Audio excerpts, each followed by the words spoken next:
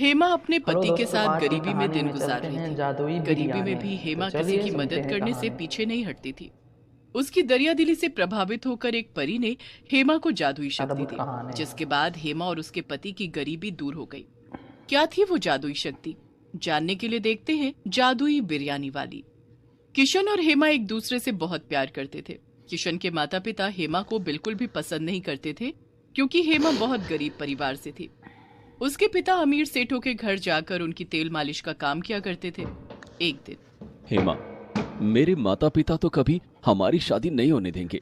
चलो, हम दोनों भाग कर शादी कर लेते हैं। नहीं, ये गलत है। माता पिता के आशीर्वाद के बिना कैसी शादी? ठीक है, हम दोनों मंदिर में शादी कर लेंगे और भगवान का आशीर्वाद लेंगे। तुम्हारे माता पिता भी तो हमारे माता पिता हैं। वो तो हमें आशीर्वाद देंगे ना। किशन के समझाने पर हेमा शादी के लिए राजी हो जाती है। दोनों मंदिर में जाकर शादी कर लेते हैं। हेमा के माता पिता ने दोनों को आशीर्वाद दिया कर अपने घर जाता है। अरे नालायक, तूने इस भिखारन से शादी कर ली। इसके लिए मेरे घर में कोई जगह नहीं है। ऐसा मत कहिए माँ जी, मैं आपकी बहुत सेवा करूंगी। आपको शिकायत का कोई मौका नहीं दूंगी। हेमा मनोरमा के पैरों पर गिर जाती है, लेकिन मनोरमा हेमा को पैरों से झटक देती है। हेमा दूर जाकर गिरती है। सन किशन बेटा, तेरे लिए इस घर में जगह है, लेकिन इस लड़की के लिए हमारे घर में कोई जगह नहीं है। हम इसे अपनी बहू नहीं मानते। इसे इसके माँ बाप के घर छोड़ा। नहीं पिताजी, मैंने हेमा से शादी की है। जन्म जन्मांतर तक इसका साथ निभाऊंगा। अगर हेमा इस घर में नहीं रह सकती तो मैं भी नहीं रहूंगा। किशन हेमा का हाथ पकड़कर वहां से जाने लगा। रास्ते में, अब हम लोग कहाँ जाएंगे? मेरे बाबा के घर चलते हैं। नहीं हेमा, तुम्हारे माता पिता तो पहले से ही एक वक्त का खाना खाकर गुजारा कर रहे हैं। मैं उनका दामाद हूं। उन्हें मुझे कुछ न कुछ खिलाना ही पड़ेगा।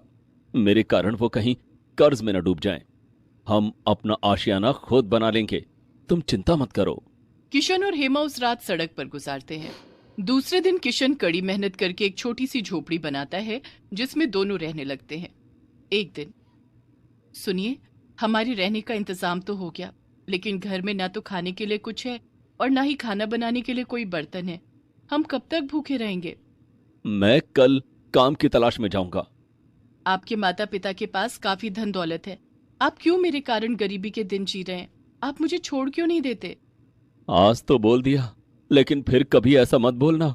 सुख और दुख जो भी आएगा उसे हम दोनों मिल बांट कर गुजार लेंगे।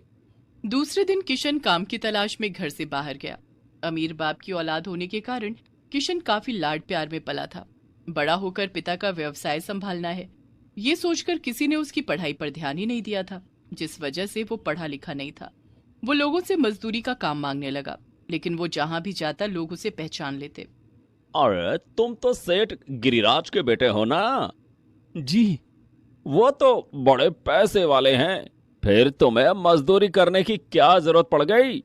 जी, कुछ मजबूरी है। लेकिन मैं तुम्हें काम पर नहीं रख सकता। सेठ को पता लग गया तो वे बहुत नाराज होंगे। किशन को कोई भी काम देने के लिए राजी नहीं था। किशन खाली हाथ घर लौट आया। क्या बात है, कोई काम नहीं मिला क्या? कोई भी मुझे काम देने के लिए राजी नहीं है। पिताजी के रसूख ने सबको डरा रखा है। आपको काम नहीं मिला तो क्या हुआ? मुझे तो काम मिल सकता है ना, मैं काम करूंगी। तुम क्या काम करोगी हेमा? मेरे रहते तुम काम करके घर का खर्चा चलाओ, ये अच्छा लगेगा क्या? इसमें बुराई क्या है? पहले मैं कोई काम देख लेती हूँ। जब काम मिल जाएगा तो कुछ पैसे जोड़कर हम दोनों अपना कोई धंधा शुरू कर लेंगे। ठीक है। दूसरे दिन हेमा काम की तलाश में बाहर निकली। रास्ते में उसे उसके पिता मिले। हेमा ने अपने पिता को सारी बात बताई। बेटी, इतना सब कुछ हो गया, लेकिन तुमने मुझे कुछ बताया नहीं। मैं एक सेठ के घर उनकी मालिश करने चाहता हूँ। वहां उन्हें एक खाना बनाने वाले की जरूरत है। तू कल वहां आ जाना, तुझे काम मिल जाएगा। ठीक है पिताजी। दूसरे दिन हेमा उस सेठ के घर जाती है। वहां उसे खाना बनाने का काम मिल जाता है। आज हमारे घर में कुछ मेहमान आने वाले हैं। तुम खाने में सबसे अच्छा क्या बनाती हो? जी, मैं बिरयानी बहुत अच्छी बनाती हूँ। ठीक है, तो आज बिरयानी बना दो। हेमा ने सभी मेहमानों के लिए बिरयानी बनाई। जब सभी मेहमान आ गए तब हेमा ने सबको बिरयानी परोसी। सभी ने खूब स्वाद लेकर बिरयानी खाई और हेमा की तारीफ करने लगे। वाह, ये बिरयानी किसने बनाई है? बहुत ही लजीज है। मुझे थोड़ा और बिरयानी मिलेगा क्या? हाँ हाँ, क्यों नहीं। हेमा ने सबको फिर से बिरयानी परोसी। जब सभी मेहमानों ने खाना खा लिया तब पतीली में थोड़ी बिरयानी बच गई। हेमा, ये बची हुई बिरयानी तुम खा लेना। हेमा ने मन में सोचा, अगर मैंने बिरयानी यहाँ खा लिया तो किशन भूखे रह जाएंगे। उन्होंने भी कई दिनों से खाना नहीं खाया है। मैं ये बिरयानी घर ले जाऊंगी, वहां हम दोनों बांटकर बिरयानी खाएंगे। हेमा एक डिब्बे में बची हुई बिरयानी रख लेती है और घर जाने लगती है। रास्ते में उसे एक बूढ़ी औरत मिलती है। बेटी, क्या तुम्हारे पास कुछ खाने के लिए है? मैंने कई दिनों से कुछ नहीं खाया है। आह, भूख के मारे मुझे चक्कर आ रहे हैं। अब एक कदम भी चला नहीं जाता। हेमा अपने मन में सोचती है, अगर ये बिरयानी इस बूढ़ी अम्मा को खिला दी तो आज भी हमें भूखा रहना पड़ेगा। लेकिन इन बूढ़ी अम्मा को देखकर लगता है कि इन्हें खाने की ज्यादा जरूरत है। ये लो अम्मा, इस डिब्बे में थोड़ी सी बिरयानी है, तुम खा लो। तुम्हारा बहुत बहुत धन्यवाद बेटी, तुम बहुत नेक दिल लड़की हो। बूढ़ी औरत सड़क के किनारे बैठकर बिरयानी खाने लगी। जैसे जैसे वो बिरयानी खा रही थी वैसे वैसे वो जवान हो रही थी। जब उसने पूरी बिरयानी खा ली तब वो एक जवान और खूबसूरत औरत बन गई। ये देखकर हेमा बहुत डर गई।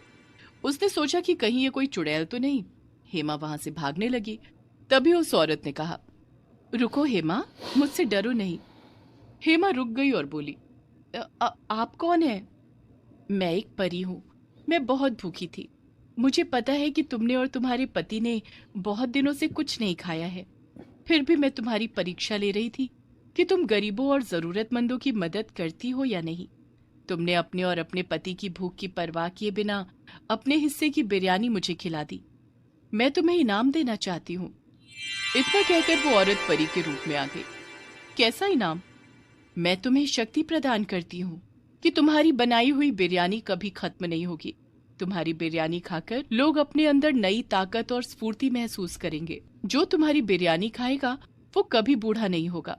इतना कहकर परी ने अपनी जादू की छड़ी घुमाई जिसमें से ढेर सारे पैसे निकलने लगे। ये पैसे ले जाओ, इन पैसों से तुम बिरयानी बनाना शुरू कर दो।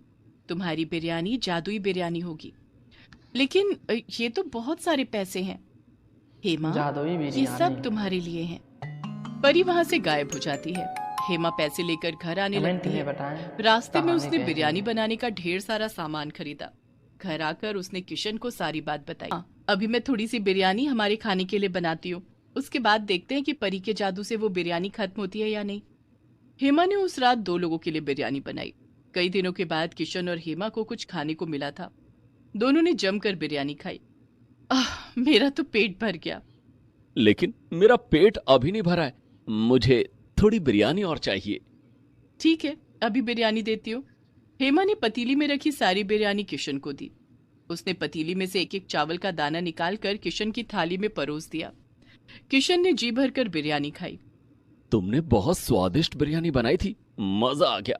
बहुत दिनों से खाना ना खाने के कारण मुझे कमजोरी महसूस हो रही थी, लेकिन ये बिरयानी खाकर मुझ में ताकत आ गई है। थोड़ी और मिलेगी क्या?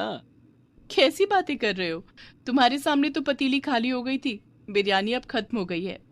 लेकिन परी ने तो कहा था कि वो जादुई बिरयानी है और कभी खत्म नहीं होगी। ये तो मैं भूल ही गई थी, अभी देखती हूँ। हेमा ने जब पतीली खोलकर देखा तो उसमें बिरयानी भरी हुई थी। ये तो सचमुच में जादुई बिरयानी है। पूरी पतीली बिरयानी से भरी हुई है। ये लो और बिरयानी खाओ, जितना खाना है उतना खाओ। उस दिन दोनों ने खूब बिरयानी खाई और सो गए। अगली सुबह जब दोनों सोकर उठे तो पतीली फिर से बिरयानी से भरी हुई थी। बिरयानी बिल्कुल गर्म थी और उसमें बहुत अच्छी खुशबू भी आ रही थी। ऐसा लग रहा है कि कोई अभी अभी बिरयानी बनाकर गया है।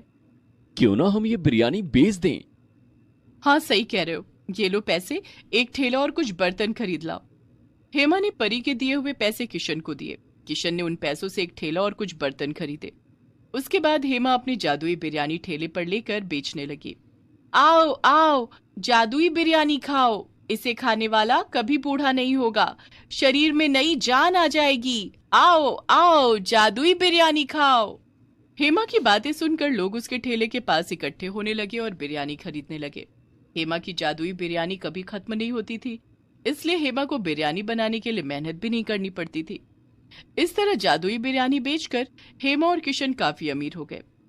अब हमारे पास काफी पैसे इकट्ठे हो गए हैं, हमें बिरयानी का एक होटल खोल लेना चाहिए। इस तरह हमारा खुद का व्यवसाय शुरू हो जाएगा। तुम ठीक कह रही हो, उस होटल को हम दोनों मिलकर चलाएंगे।